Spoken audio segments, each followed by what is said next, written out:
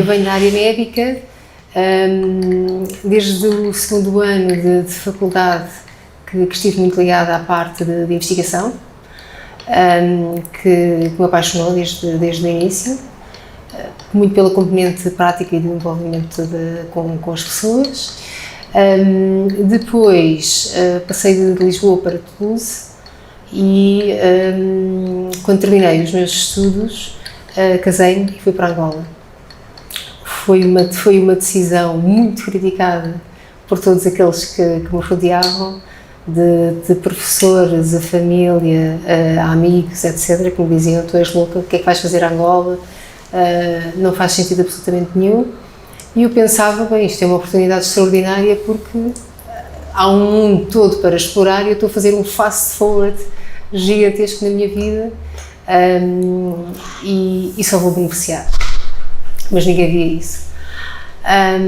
Portanto, em 2003, logo no início de 2004, lá fui eu para Angola.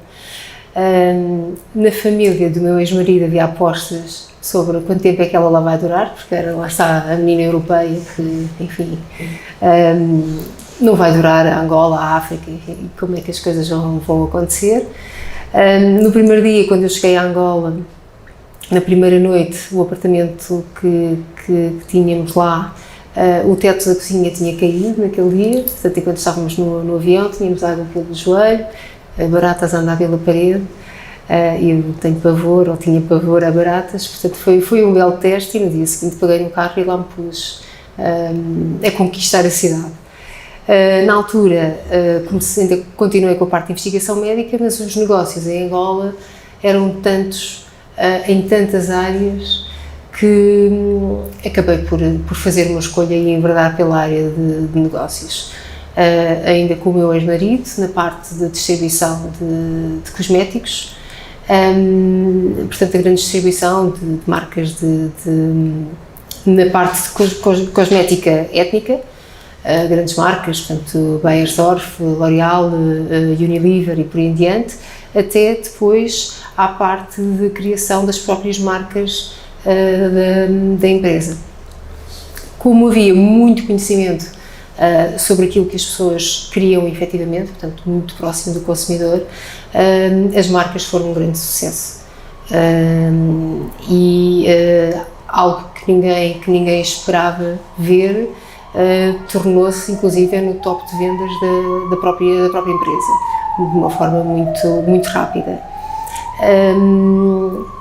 Entretanto, a criação dessas marcas acabou por ser feita dentro do próprio departamento de design que nós desenvolvemos, porque não tínhamos uma empresa, enfim, criativa que nos ouvisse o suficiente face ao conhecimento que nós tínhamos no mercado, porque efetivamente tínhamos uma proximidade tão grande junto do consumidor que já sabíamos que a embalagem tinha de ser verde, que já sabíamos que o rótulo já tinha de ser de uma determinada maneira. E muitas vezes não temos alguém que nos ouve e temos alguém que nos quer tanto mostrar o seu brio profissional e as coisas acabam por não acontecer. E a nossa velocidade era tanta de executar que acabámos por desenvolver nós o nosso departamento criativo. E as coisas funcionaram, lá está, a uma velocidade estrondosa. Foi um sucesso, as coisas correram muito bem. Face a esse departamento criativo, tivemos todas as marcas, desde banca, FMCG, o próprio governo, enfim, em Angola, consultoras, etc., a perguntar-me: mas quem é que desenvolveu estas marcas para vocês? Portanto, e isso levou à criação de uma empresa de Business Intelligence, dentro do próprio grupo, que fazia trabalhos para fora, mas que não assinava trabalhos. Portanto, quem era, no fundo, o dono daqueles trabalhos eram as próprias empresas. Portanto, e aí o cliente sentia-se muito satisfeito, porque entrava lá dentro com uma ideia, tinha quem o ouvisse verdadeiramente e saía de lá dono e proprietário de algo que alguém não publicitava. E eu acho que isso é muito importante para um cliente. Até porque hoje em dia o que nós vemos antes de alguém estar a fazer alguma coisa e até de concretizar alguma coisa, vemos o lado do fornecedor já a falar do cliente, que nem é cliente, não é? Portanto, só lá pedir uma proposta, ou só teve uma conversa informal, a falar da parceria que já está a fazer, ou do cliente que já tem em mãos e do grande contrato que vai assinar, quando na verdade aquilo não é absolutamente nada, foi uma consulta. E não damos ainda valor suficiente aos clientes, e os clientes são tudo. Depois, portanto, em 2017, separei-me, acabei por fazer uma escolha que foi deixar tudo aquilo que tinha construído em termos de negócios, mais uma vez, uma escolha que ninguém esperava que a Romana fizesse, e efetivamente escolhi os meus filhos e recomecei todo o meu percurso profissional. Nessa altura, com o apoio do meu irmão, portanto, que já estava em Angola também, e numa noite, portanto, lembro perfeitamente, portanto, numa reunião de board em 2017, lembro perfeitamente que, portanto, lá está, portanto, casar negócios e casar entre família, portanto, não é, muitas vezes não é a melhor escolha, ou também é a melhor escolha porque leva a crescimento muito grande. Lembro perfeitamente numa reunião de board de pensar que jamais queria que os meus filhos me vissem a acordar de manhã ou a acordá-los e eles irem para o colégio e perguntarem o que é que vais fazer hoje, mamãe, e eu dizer que vou lutar por dinheiro. Não queria, nunca. Porque não é essa a minha, não é isso que me move. E numa fração de segundos disse, ok, portanto, está aqui tudo e eu vou seguir um novo caminho, portanto, quero lá estar, algo que jamais alguém esperava, e lá fui para perto dos meus filhos. Nessa noite eu acordo muito cedo, nessa noite acordei ainda mais cedo. Trabalho sempre, ainda antes de haver design thinking, etc., já trabalhava em grandes rolos de papel. Tenho uma mesa de jantar gigante. Eu lembro perfeitamente de pôr um rolo de papel gigante em cima da mesa e pensar tudo aquilo que eu construí em 13 anos ou 14 anos, vou ter de fazer agora aqui um belo fast forward em tudo para poder reconstruir e rapidamente. Portanto, desenhei uma série de áreas que permitissem, no fundo, crescer com aquilo que eu não tinha, que era capital, mas, por outro lado, com aquilo que eu tinha, que era muito conhecimento, com muita vontade, com muita força, e, obviamente, com aquele que era o apoio familiar do meu irmão. E assim nasceram projetos, portanto, lá está, na área do real estate. Fui à procura daquela que é a licença que nós temos da Remax para Angola, que só começou em termos de operação este ano, portanto, mas vem de um trabalho desde 2017. Fui à procura de um trabalho, portanto, logístico, que já era um negócio que o meu irmão tinha, em termos de crescimento, o que mais podia ser feito, portanto, começou também a partir daí. Pensei que, em termos tecnológicos, também deveríamos ter qualquer coisa, porque, efetivamente, em termos de crescimento, é uma das áreas que permite um crescimento mais exponencial. E também, portanto, se temos um negócio portanto, de transportes e logística em Angola, faria todo sentido que em Portugal também tivéssemos algo nesse sentido. E, portanto, este foi o puzzle que foi sendo montado numa noite, e portanto, há outras áreas que fazem parte e que depois, ou mais tarde, certamente, acabemos de falar sobre elas. E as coisas acabaram por ir surgindo. Logo em seguida, num almoço de família, surgiu a situação de uma PlayStation avariada, o facto de nós não termos a garantia, que nos levou a pensar, então, mas será que isto não é aqui uma oportunidade para se criar uma aplicação para guardar garantias? E veio daí a Keep Warranty. Portanto, e continuamente, portanto, houve muito trabalho a ser feito. Na altura havia uma pessoa em Portugal, que era eu, Continuava a ir a Angola, obviamente, a trabalhar entre Portugal e Angola, sempre com o suporte dos meus pais para apoiar os meus filhos, mas efetivamente era uma pessoa com um computador, com vários telefones, portanto, em que era a Romana, era a Joana, era a Maria, enfim, até para poder dar credibilidade àquilo que fosse. Mas foi assim, a rampa de lançamento foi esta. Lembro-me também, portanto, já quando estávamos numa fase mais avançada da Keeport, portanto, onde subcontratámos toda a parte tecnológica numa primeira fase, de estarmos a fazer a nossa candidatura para o primeiro Web Summit e termos sido selecionados para fazer um pitch.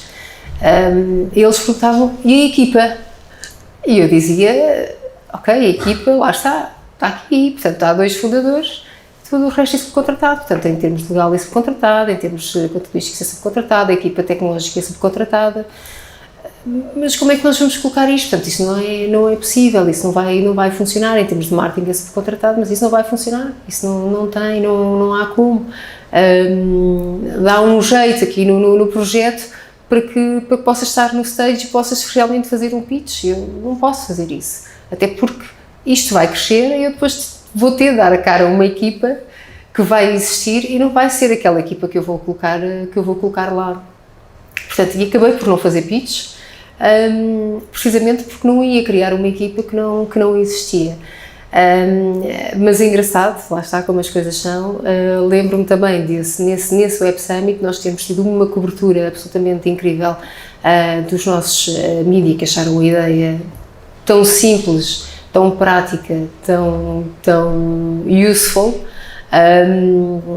que obviamente que isto tem de estar em todo lado, não é? Portanto, e tivemos logo ali um grande pontapé de saída que permitiu que a Keeport chegasse àquilo que é hoje. E tivemos realmente 2 anos a trabalhar no conceito da Keeport e a perceber o que é que as pessoas carregavam em termos de informação, até que este ano, em março, avançámos para a parte dos seguros. E porquê os seguros? Os seguros são um tema muito pouco sexy, são um tema que preocupam as pessoas e ao mesmo tempo são um tema que incomodam muitas pessoas. Em termos de fintech, são a área que mais investimento tem neste momento. Aliás, nos últimos 3 anos, em termos de fintech, não só a nível europeu, a nível internacional, são das áreas que mais investimento têm e que mais crescimento também têm. As próprias seguradoras estão a reinventar o seu modelo de negócio porque não têm um contacto direto com o seu consumidor. Portanto, temos a questão dos seguros obrigatórios, que todos nós temos, mas depois temos um mundo de seguros que nós nem sequer sabemos que existem, e mesmo dentro dos obrigatórios continuamos a ter a chatice do papel, continuamos a ter a chatice da contratação, continuamos a ter a chatice de quando é que termina, temos a chatice de quando é que eu volto, temos a chatice de muitas vezes a seguradora não contactar connosco sobre voltarmos a renovar o contrato. Portanto, todo o processo ainda não funciona da melhor maneira. As seguradoras têm feito um trabalho extraordinário, sim, é verdade que sim, mas ainda não está lá. Lembra-me muito aquilo que era a banca há 10 anos atrás, portanto, era impossível nós fazermos uma operação sem irmos ao balcão físico, sem falarmos com o nosso gestor de conta, sem falarmos com quem estava no balcão para fazermos uma operação. Hoje em dia fazemos tudo através de uma aplicação.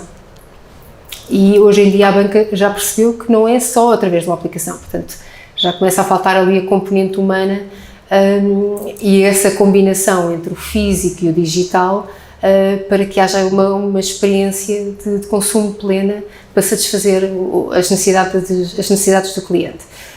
Nos seguros, nós estamos ainda ali muito apenas no humano, que não funciona, porque precisa efetivamente do digital, do tecnológico que facilite todo o processo.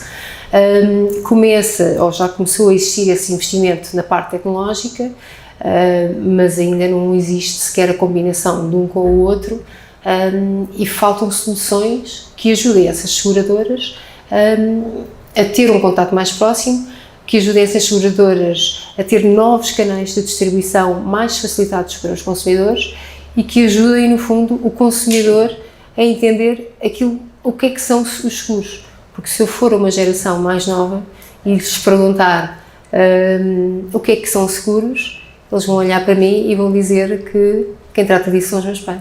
Portanto, existe um problema de educação.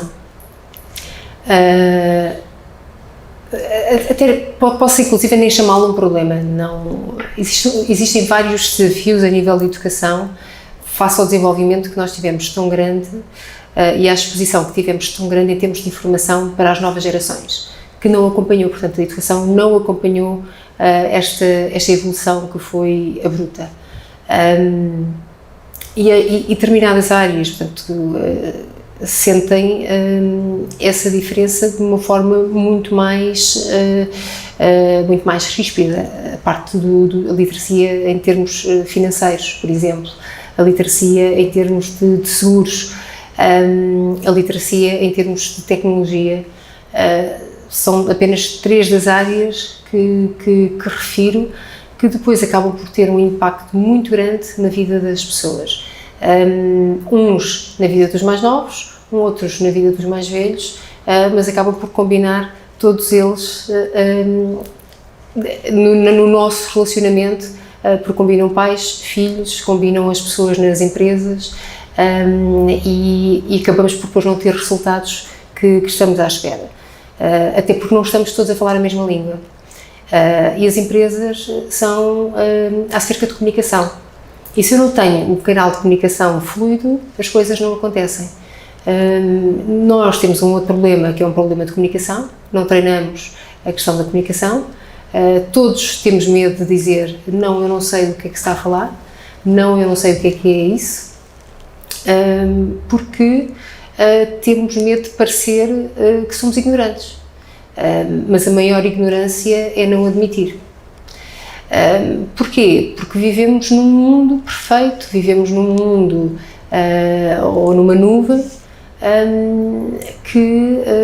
portanto, sabemos tudo, entendemos de tudo, num mundo, lá está, de demasiada informação, em que sabemos uma palavrinha sobre cada coisinha, não é? Porque basta-me ir ao Google e tenho tudo sobre tudo aquilo que eu preciso, portanto, basta-me fazer um copy-paste e já tenho um artigo escrito, basta-me fazer um copy-paste e já sei uma série de coisas. Portanto, efetivamente, muitas vezes não se conseguem desenvolver temas com as pessoas, independentemente da sua área, devido ao excesso de informação, até porque as pessoas depois não conseguem fazer a extração dessa informação e fazer esse aproveitamento. Agora, o que é que acontece quando eu não tenho esta questão desta literacia? No nosso caso em específico, no caso dos seguros, tenho gerações mais novas que se preocupam com uma série de fatores, nomeadamente com o bem-estar, mas que não sabem o que é que são seguros e que quando isto acontece, ok, tenho um seguro para gadgets. Ok, então, mas o que é que isso significa efetivamente? Portanto, como é que eu vou estar protegido? Então, se calhar tenho de telefonar ao meu pai, tenho de telefonar à minha mãe. Então, se calhar vou ter um seguro que cobre contra determinadas doenças. Mas o que é que isso significa efetivamente? Porquê? Porque vão ser os pais que vão tratar sobre aquele tema. As pessoas mais velhas, por outro lado, têm outros desafios que são, mas como é que eu vou gerir esta questão do digital na compra dos seguros? Não é?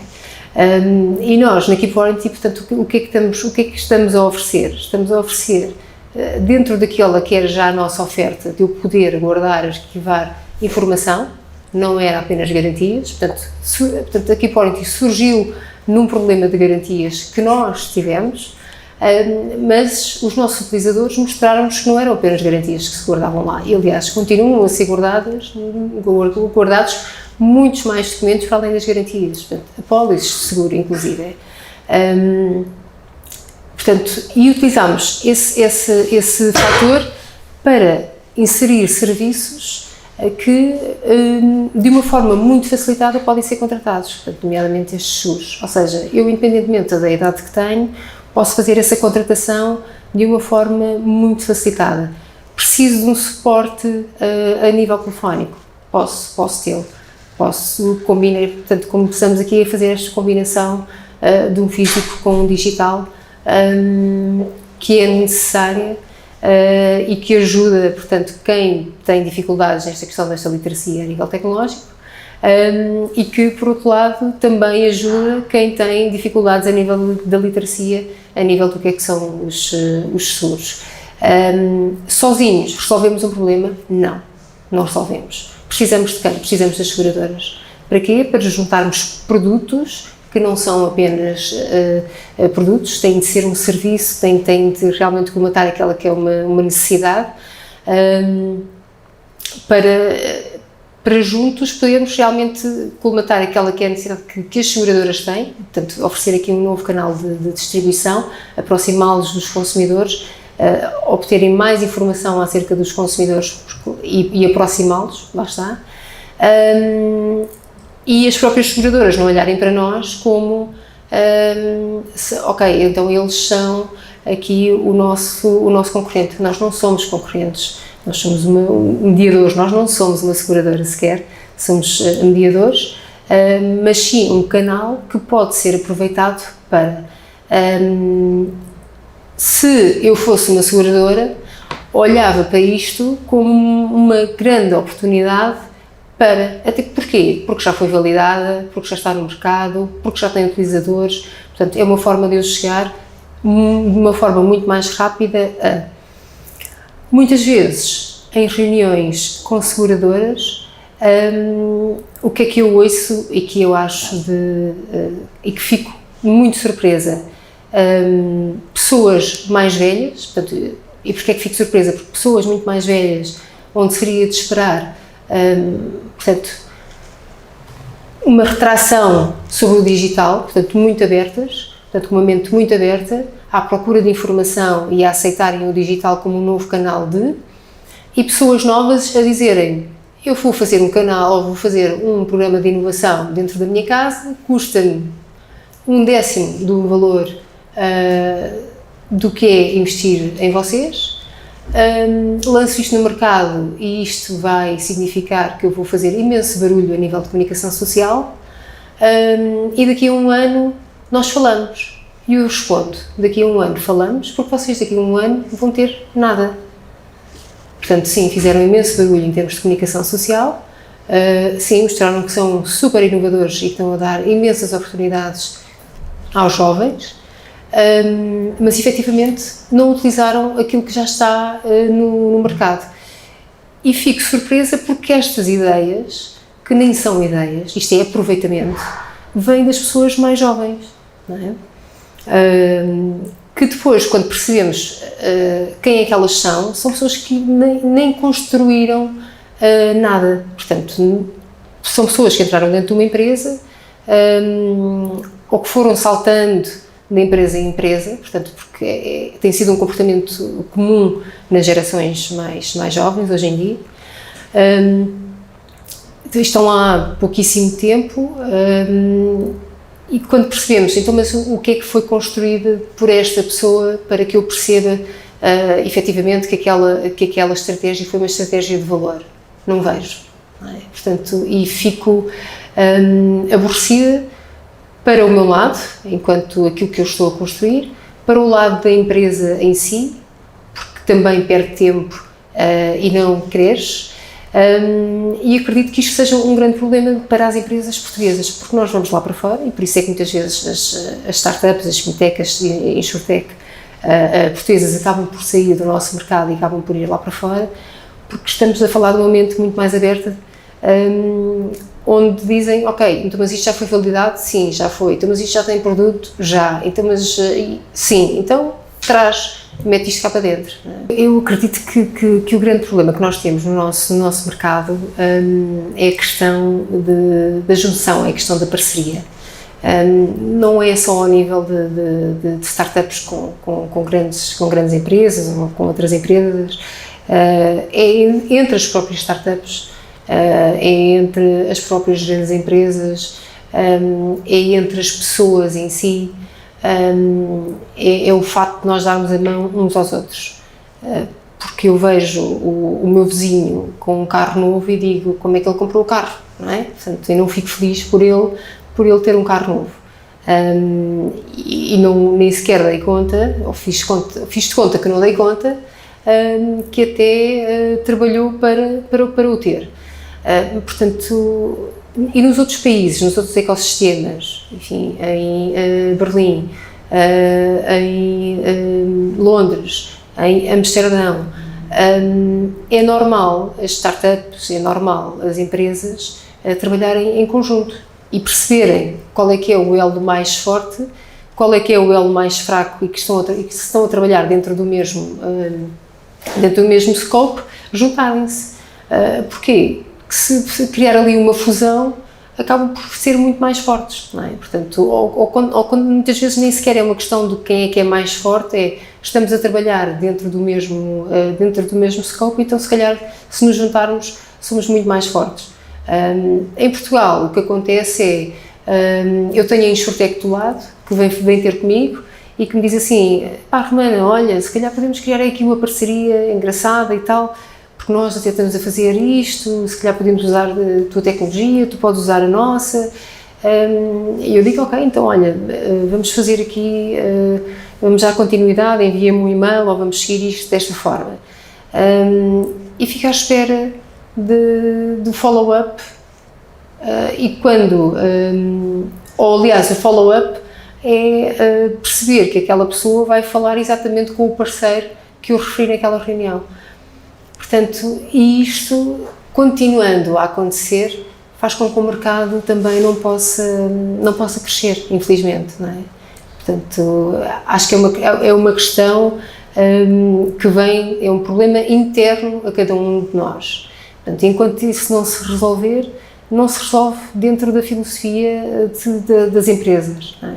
Não existem segredos, existe execução e capacidade de execução. E quão rápida é que eu sou a executar e a qualidade dessa execução. E como é que eu depois me relaciono com o meu cliente, não é? Portanto, tem tudo a ver com isto. Porque o meu cliente não é só uma questão de eu vou comprar pão, não. Eu gosto daquele pão. Portanto, eu não vou só comprar pão àquele café, ou àquela padaria, ou àquela loja. Eu quero aquele pão dali, porquê? Porque é aquele pão, ou porque é com aquelas pessoas, ou porque é com... ou porque sai quente, ou a uma determinada hora, enfim. Há uma série de variantes. Portanto, isto vem de relação, vem do produto.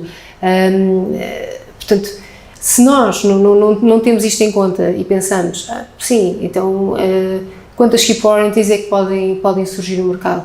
Podem surgir N. Aliás, se surgirem N keep warranties no mercado, significa que existe mercado para isso. Obviamente que nós, cada vez que surge um concorrente, obriga-nos a que sejamos mais rápidos e sejamos mais eficazes e trabalhemos de uma forma ainda muito mais ágil. No entanto, o meu cliente só vai escolher Keep Warranty pela forma como eu me relaciono com ele e pela forma pelo serviço, pelo produto que nós estamos a oferecer. Portanto, se a seguradora A, a seguradora B, a seguradora C coloca o seu produto dentro da nossa plataforma, só lá coloca aquele produto porque percebe isso, não é? E não porque, ok, mas nós já temos a nossa aplicação e já temos o nosso produto a nível digital. Sim, vocês têm a vossa aplicação, mas a vossa aplicação é para o vosso universo de clientes, não chega aos outros, não é? Portanto, e onde é que eu quero estar? A quem é que eu quero oferecer? Há determinadas questões que nós temos de fazer, porque o produto ele está em todo lado. Agora, eu quero colocar o meu produto de uma forma invasiva, ou eu quero colocar o meu produto à frente do consumidor e fazê-lo perceber que ele necessita daquele produto, portanto, mostrar-lhe que aquele produto existe, mostrar-lhe que ele precisa daquele produto e que ele tem um suporte por trás e dar-lhe confiança sobre isso, sobre o produto em si. Agora, essa confiança, esse suporte, essa construção não é feita num dia. Há um desafio muito grande em termos de educação, não é só em Portugal, portanto, em vários países. Agora, cada vez que eu falo em mudança, o sistema de educação fecha-se e não me quer ouvir, não é? Portanto, nem ninguém me quer ouvir. Se eu falar em novas medidas, em novas implementações, já todos começam se calhar, a olhar ou começam a virar a orelha para começar a escutar. E é necessário, sim, obviamente que temos de começar a implementar aqui novas medidas para que essa educação seja mais próxima daquilo que são as necessidades atuais e futuras. Nós olhamos hoje em dia para aquilo para aquilo que é a educação e vemos hard skills, ponto final, não é? E todas aquelas que são as soft skills, portanto, ou vão buscá-las em casa, ou vão buscá-las nas atividades que os encarregados de educação, enfim, possam investir, ou então não têm. Ou então, de alguma forma, se os miúdos forem curiosos o suficiente, eles próprios, portanto,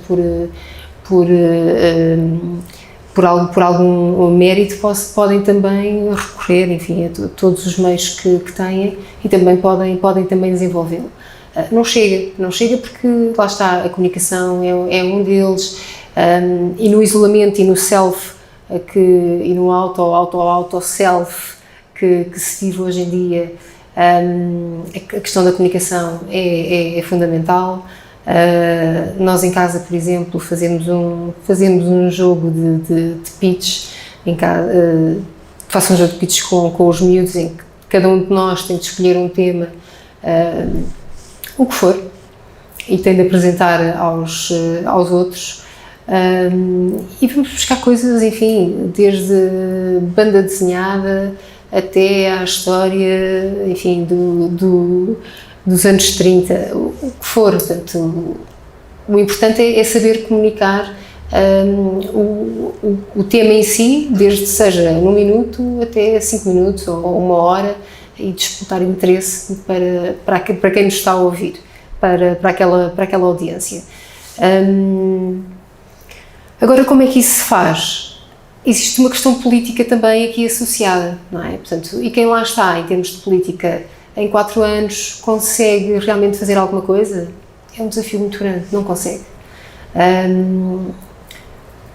Teríamos de falar aqui em períodos mais longos para que isso fosse executado, claramente. Como é que isso tudo se junta com a vontade das pessoas? Quem é que está à frente disso? Como é que se conjuga? Há aqui uma série de alterações, de novas implementações que teriam de ser colocadas. Agora, eu não posso colocar efetivamente a culpa na política, nos políticos, no governo, porque não é apenas o governo que trata desse assunto. Porque em 4 anos quem lá está não resolve absolutamente nada, porque não tem tempo para implementar essas medidas. Portanto, existem aqui muitos pontos que têm de ser tratados de outra forma, e por todos nós, enquanto indivíduos, enquanto eu, humana, enquanto cidadã, como é que eu posso contribuir. Mas para isso temos todos de rumar para o mesmo, e não posso estar no egocentrismo que vivo e que todos nós vivemos. Portanto, enquanto as pessoas não entenderem que juntos conseguimos alcançar muito mais, conseguimos obter muito mais, não só para nós, para as nossas famílias, para a sociedade, para o país, para os nossos filhos, pouco ou nada é feito. Pouco ou nada é feito. Existe uma multiplicidade de papéis que as mulheres têm e que é natural, como mães, como filhas, como esposas, enfim. E associado a isso existe uma perfeição que queremos portanto, queremos que tudo seja perfeito, que saia tudo muito bem, e não tem de sair tudo bem, tem de ser feito, mas para isso temos de conviver connosco e temos de nos aceitar, e eu não acredito que as mulheres se aceitem, em primeiro lugar, não se aceitam. Agora, vamos ter um público que nos vai ouvir, ou vamos ter aqui 3 partes. Um deles, a partir do momento em que eu disse isto, em que elas não se aceitam, vai fechar imediatamente os ouvidos e vai dizer: a Romana está a dizer para aqui barbaridades.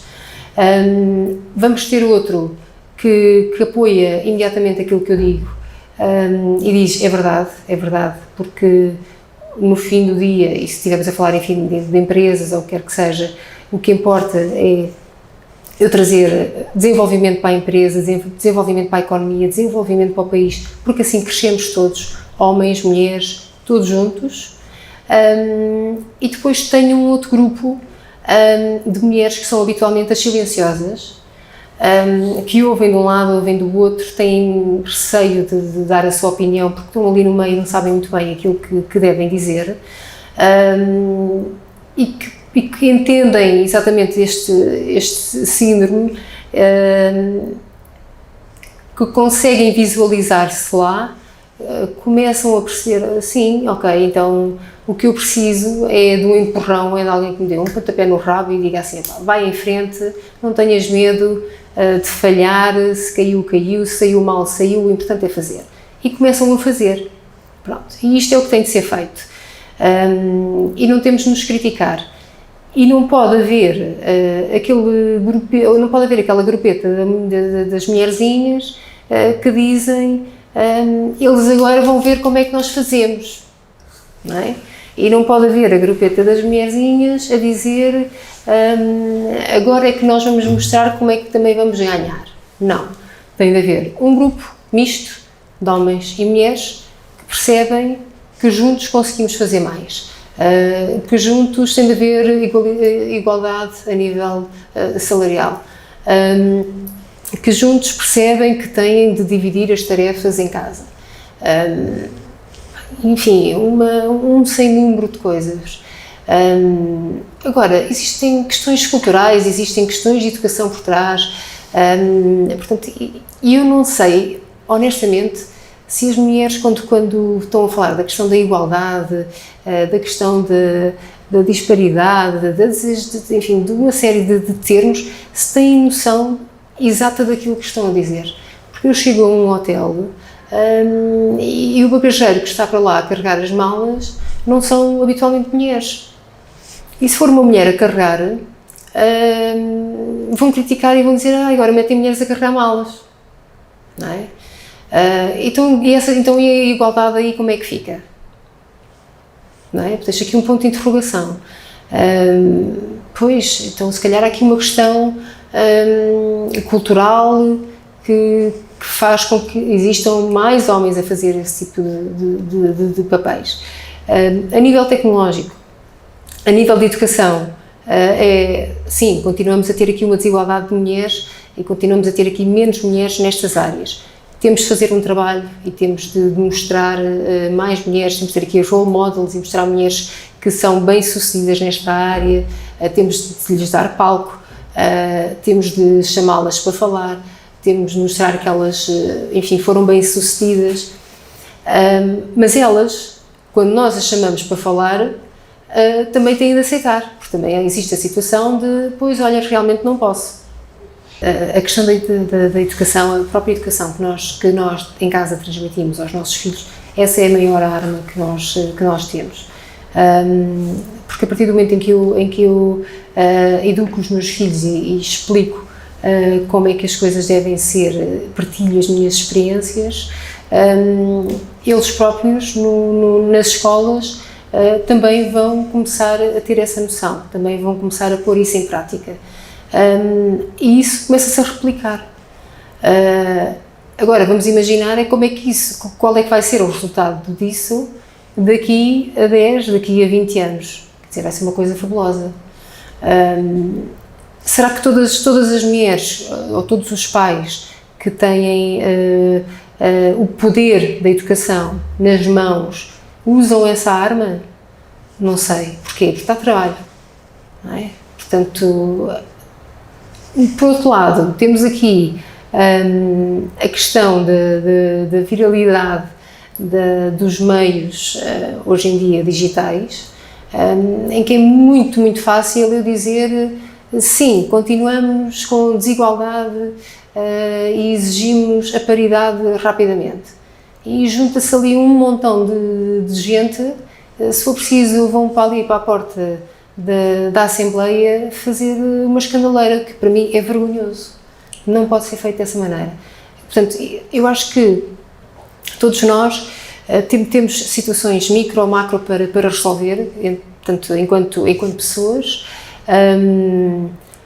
Existem situações que estivemos sujeitos, portanto, ao longo da nossa vida e que temos de resolver. Enfim, tivemos situações mal resolvidas com casamentos, tivemos situações mal resolvidas com famílias, porque as nossas famílias, enfim, tiveram problemas, um pai alcoólico, tive situações de racismo, tive situações de violência doméstica. Existem, enfim, uma série de fatores que as pessoas têm de resolver. Agora, eu não posso pegar nisto, extrapolar e agora fazer disto uma grande evidência e fazer disto um espetáculo, porque isto não são espetáculos, isto são problemas que têm de ser resolvidos internamente e depois da sua resolução estamos prontos, estamos muito mais fortes, em primeiro lugar, e estamos prontos para trazer para todos, nós, enquanto comunidade, enquanto sociedade, enquanto país, uma evolução absolutamente fantástica. Todas estas situações levam a extremismos que não são positivos de maneira alguma. E se eu tiver, portanto, no meu subconsciente, se eu for alimentando isto, qualquer expressão que seja usada por ti, por outra pessoa qualquer, eu vou imediatamente levá-la para um extremo que não devia ser aquele.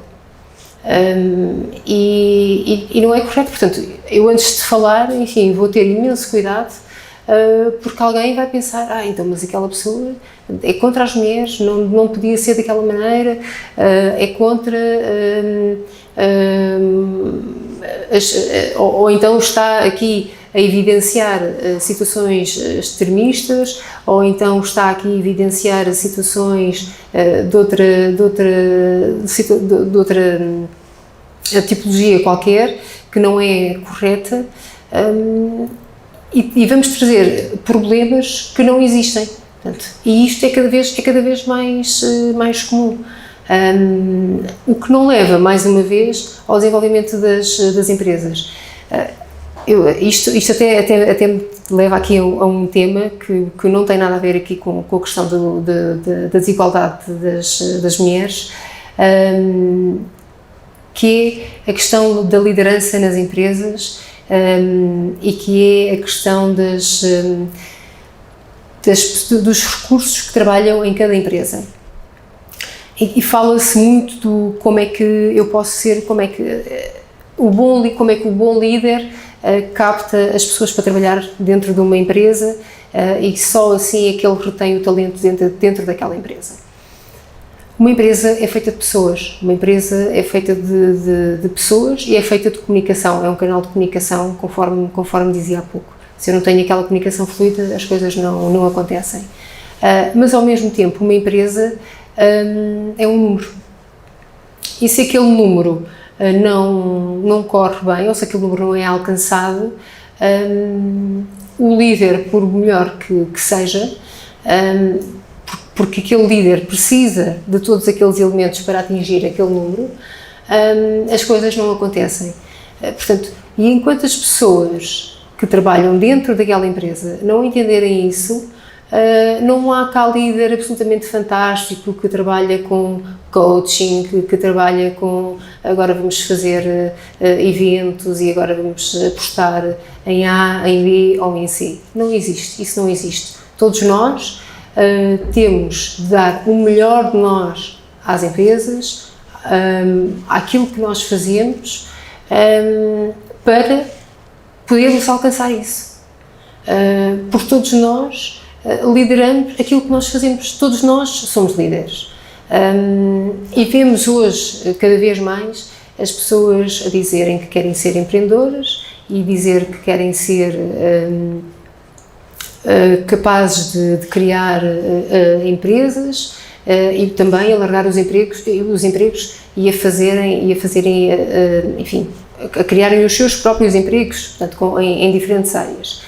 E esta situação da Covid-19 acabou por ser uma grande lição para toda a gente, porque finalmente as pessoas entenderam que afinal aquele salário que era pago mensalmente, afinal até dava muito jeito, porque sem aquele salário significa que a minha renda, os meus custos mensais, a educação dos meus filhos e por aí em diante já não estão salvaguardados. E aquelas reservas que eu tinha vão durar um determinado tempo. Não é que eu esteja a desejar mal a ninguém, não desejo mal a ninguém.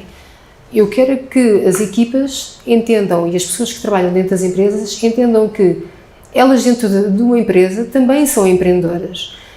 Basta que elas queiram. E elas podem, dentro de cada empresa, independentemente do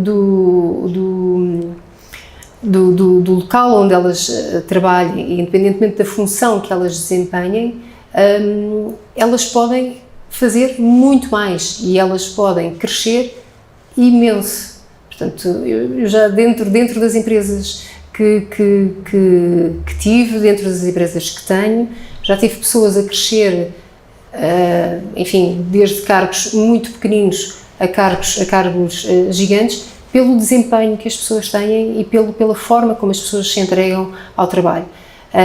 Não vem da questão do vou trabalhar 12 horas por dia, não vem da questão das novas gerações de não me vou levantar da cama para fazer só aquilo, vem da entrega e do resultado que se alcança e da relação que nós temos uns com os outros dentro de uma empresa, porque a comunicação depois também faz com que a relação seja facilitada. E se nós passamos tanto tempo dentro das empresas, se passamos tanto tempo uns com os outros, também convém que isso seja facilitado e que nós nos facilitemos uns aos outros, caso contrário é uma chatice para todos. E não é com um trabalho remoto, em casa ou onde quer que seja, que as coisas vão mudar. Até porque continuamos a precisar e cada vez mais uns dos outros. O poder tecnológico está concentrado em pouquíssimos, sim, mas não é apenas o tecnológico, é o poder político, é o poder mundial, é o poder está concentrado em pouquíssimos. As pessoas, de uma forma geral, não o querem ver. Porquê? Porque não dá jeito e gostam sempre de ver a lista dos 500 mais ricos, dos 50 mais ricos, mas ninguém se percebe que quem alimenta aquela lista acabam por ser sempre 4, 5, que como não podem aparecer sempre eles, acabam por investir nos restantes e lá aparecem mais 45 debaixo deles ou muitas vezes até por cima deles, para não parecer mal. Mas a verdade é que o poder é muito reduzido e está muito concentrado. A nível tecnológico, sim, está reduzido aos que nós já conhecemos. Agora com a questão da Microsoft, portanto vai ser mais continua a ser muito reduzido. Eles próprios, entre eles, também estão ligados. O que é que nós podemos fazer? Vendo o lado positivo, será que nós, enquanto consumidores, tiramos algum benefício desta informação toda de redes sociais, por exemplo? Eu acho que sim, imenso. Até porque nos permitiu crescer de uma forma exponencial. Sem isso não teríamos uma série de informação porque não estava disponível. Portanto, vejo um lado positivo. O lado negativo, posso enumerar aqui uma série de coisas, duas que me preocupam especialmente: fake news e a questão da reputação, e a não validação da informação.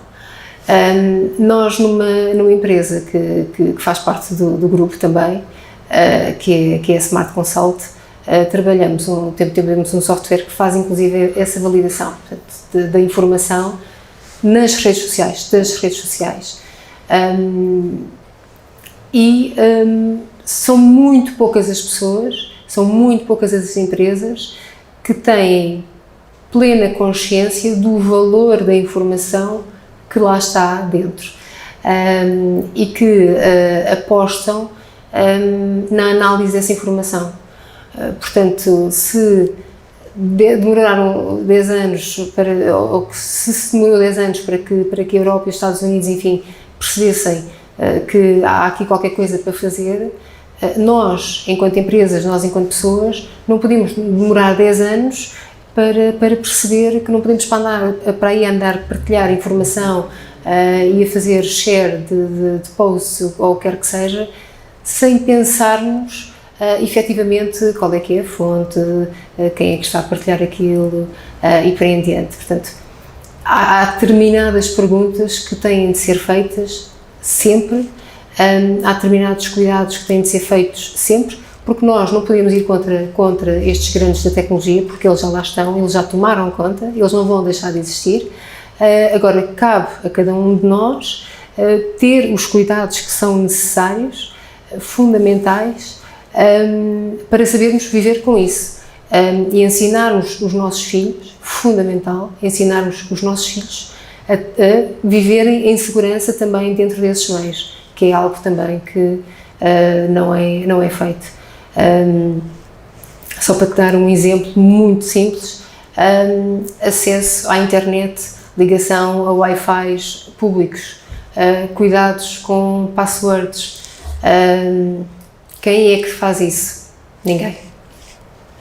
E estou a falar aí, nem sequer falo se é o level, se é o C-level, ou se é o menino que anda no colégio XPTO, ou se é o menino que anda na escola do bairro, enfim, da zona menos querida de Portugal. Não existem cuidados. E esses cuidados, sim, têm de ser implementados de uma forma urgente.